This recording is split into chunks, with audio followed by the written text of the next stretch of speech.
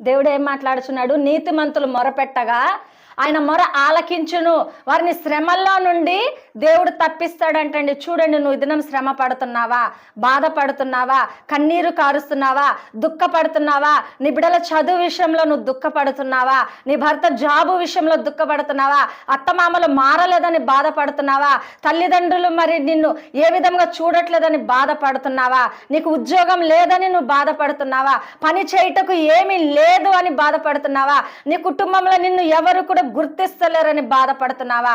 దేవుడు ఏం చేస్తున్నాడు తెలుసా? ఈ దినం ఆ సమస్యల నుండి, ఆ బాధ నుండి దేవుడు విడిపిస్తానని చెప్తున్నాడండి. ఎప్పుడు తెలుసా?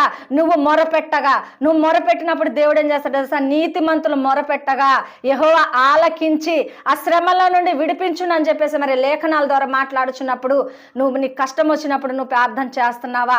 కష్టం వచ్చినప్పుడు దేవుడికి మొరపెడుతున్నావా? లేదా నువ్వే బాధపడుతూ కన్నీరు కారుతూ కుమిలిపోయి బాధతో వేదనతో మరి దేవునికి దూరం అవుతున్నావా?